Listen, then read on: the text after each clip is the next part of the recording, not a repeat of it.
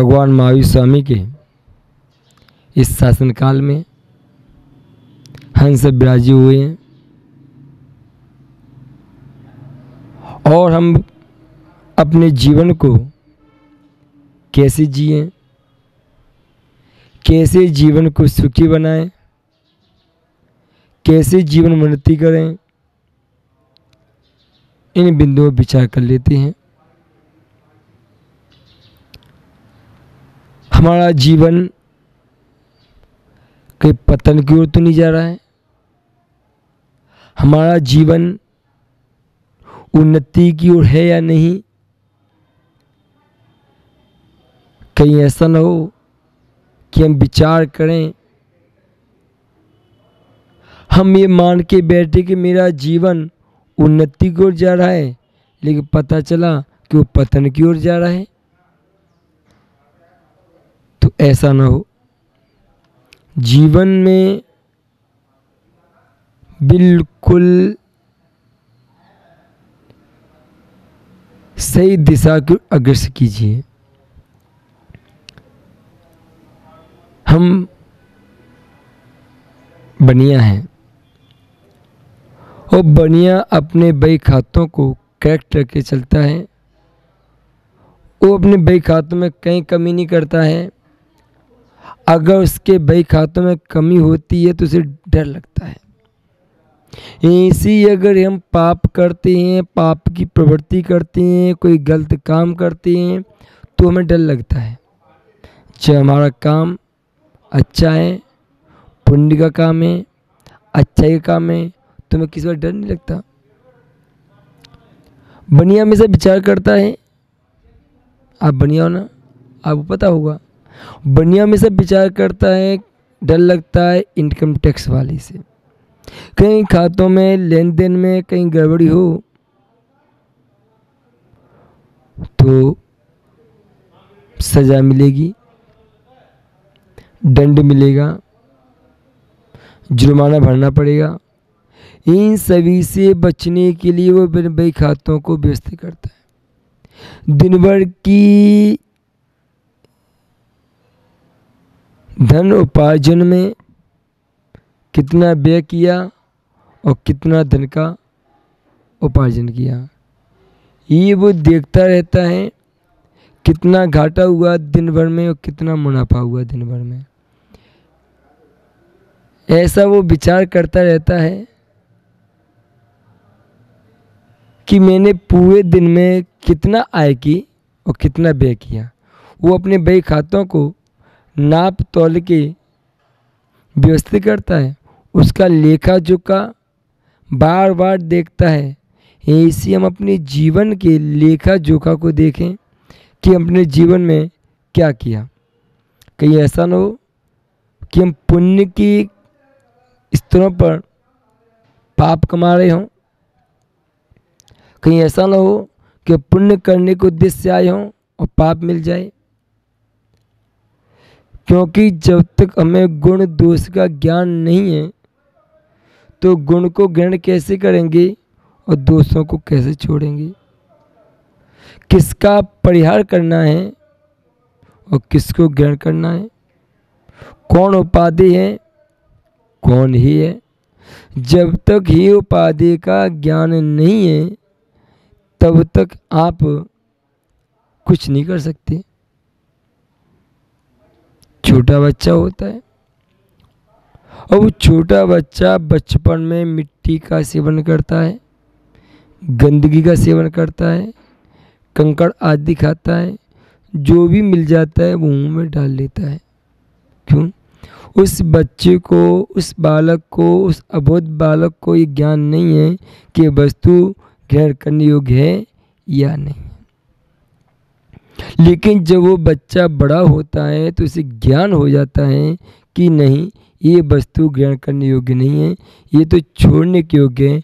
और जैसे ही उसकी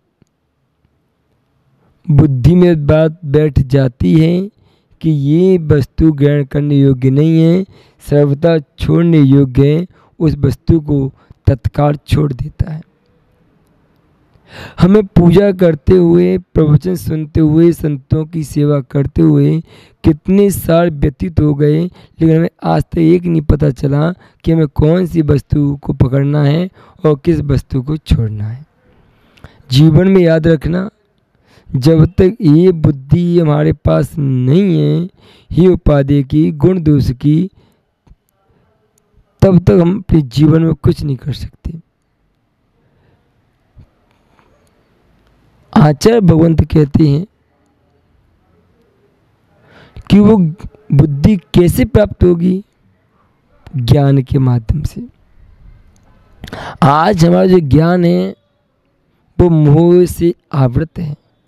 इसलिए आचार्य भगवान पूज्यपाद स्वामी जी महाराज इष्टोपदेश में लिखते हैं, मोहिनी संवृतम ज्ञानम स्वभाव लभते नहीं। जो उसका ज्ञान मोह से समृद्ध है, ढका हुआ है, ऐसा जीव अपने स्वभाव को प्राप्त नहीं होता। स्वभाव और विभाव। मोहिनी समृतम ज्ञानम स्वभाव लभते नहीं, मत्ता प्रमाण पदार्था नाम यथा मद्न को द्रवे। जैसे कोई शराबी व्यक्ति, कोई मद्यपाई व्यक्ति और जब शराब के नशे में धुत होता है तो वो अपने स्वभाव, अपने ज्ञान को भूल जाता है, कुछ भी कहने लगता है, कुछ भी बोलने लगता है। सत्य भी बोलता है तो उसकी दृष्टि में सत्य नहीं है, वो तो बोलता जा रहा है। क्यों? उसे ज्ञान ही नहीं है। उसकी बुद्धि मद्यपान करने से लुप्त हो गई। लुप्त यानी कि उसके में सोचने की, समझने की शक्तिहीन हो गई।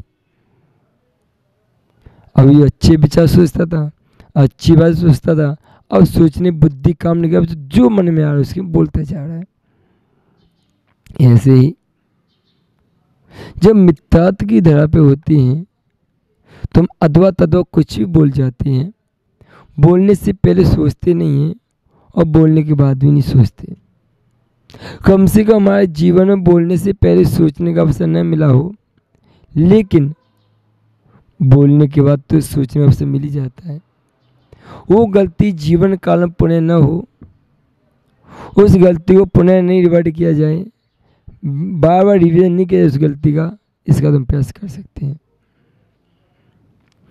बिना विचारे जो करे सो पाछे पछताए, काम बिगाड़ा आपना जग में होत ऐसा है। जो व्यक्ति बिना विचार ही कार्यों करने का उद्यम कर देता है, कार्यों करने का प्रयास कर देता है, वो अपना काम बिगाड़ता है और जगत मसीह का पात्र बनता है। हमने स्वभाव विभाव की परिणति देखी। हमारा जो जीवन भी चल रहा है, क्रोध, मान, माया, लोभ, झूठ, चोरी, कुशील, परिग्रह, अब्रह्म, ये सब विभाव परिणति है। स्वभाव में देखा जाए तो मेरे अंदर क्रोध नाम की चीज ही नहीं है। स्वभाव में देखा जाए तो मेरे पास मान नाम की चीज ही नहीं है। स्वभाव में देखा जाए तो मेरे पास माया नाम की चीज नहीं है। स्वभाव में देखा जाए तो मेरे पास क्रोध नाम की कोई चीज ही नहीं है। अगर क्रोध, मान, माया लगा हुआ है, विभाव की परिणति है। और विभाव की परिणति जब तक रहेगी तब तक स्वभाव को प्राप्त नहीं होगा। और जिस समय स्वभाव को प्राप्त होता है उस समय विभाव को छोड़ देता है।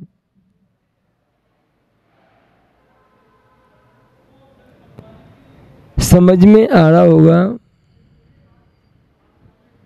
जैसे जैसे जीव आत्मा के तत्व की ओर रुचि करता है, वैसे वैसे विषय भोगों से अरुचि करता है। और जैसे जैसे विषय भोगों से रुचि करता है, वैसे वैसे अपने आत्म तत्व से अरुचि पैदा करता है। एक बार घटना घटी, एक रायचंद्र जी हुए, महात्मा गांधी गुरु थे, अच्छे तत्वज्ञानी थे, तत्वों को जानने वाले थे।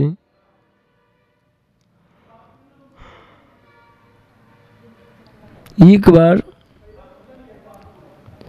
किसी दार्शनिक व्यक्ति ने, किसी उनके शिष्य ने, किसी उनके भक्त ने उनसे कहा कि आप इतने कमजोर क्यों हैं? आप इतने कमजोर क्यों हैं? खाते नहीं हो क्या? पीते नहीं हो क्या? कोई कमी है क्या? बीमारी है क्या? परेशान हो क्या? टेंशन हो क्या? कि नहीं, खाने भी अच्छा मिलता है, पीने भी अच्छा मिलता है, रहने को अच्छा मिलता है, सारी सुविधाएं अच्छी हैं, फिर आप इतने कमज़ोर क्यों? तो उन्होंने कहा कि मेरे पास 2 बगीचे हैं और दोनों बगीचों में पानी भी देना है, खाद भी देना है, तो जिस बगीचे में फल ज़्यादा मिल रहे हैं, फूल ज़्यादा मिल रहे हैं, उसको पानी देना उचित लगता है।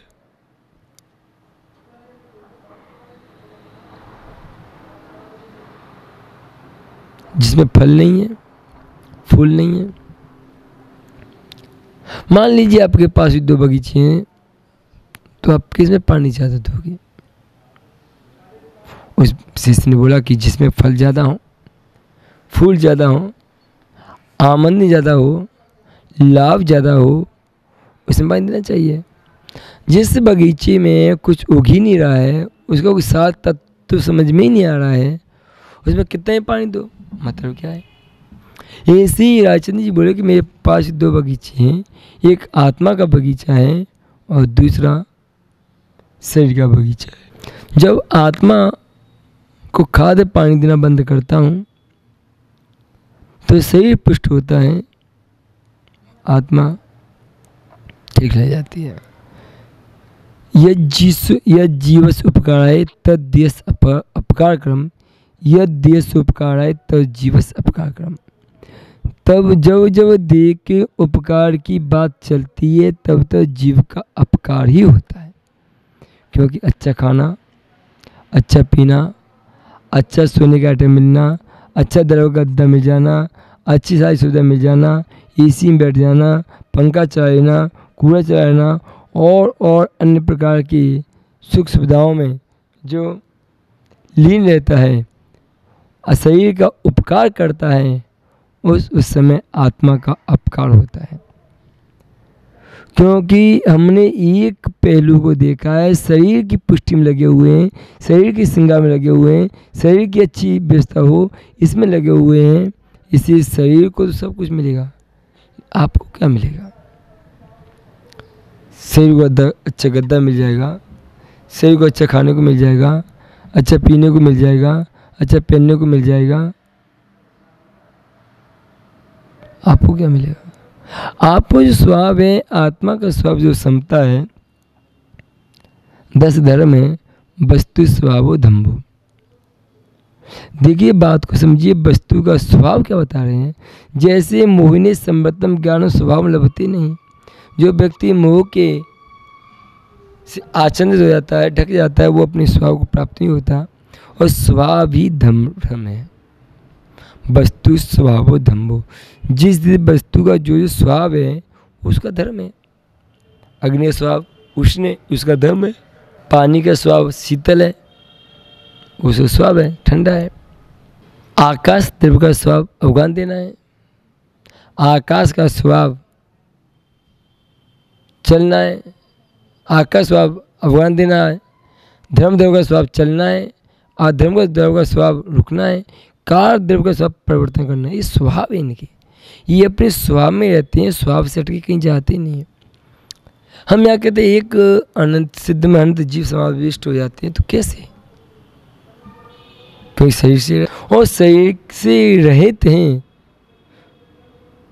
और अव्याभाद नाम के गुण हैं जिसमें जीवन में कोई बाधा नहीं आती।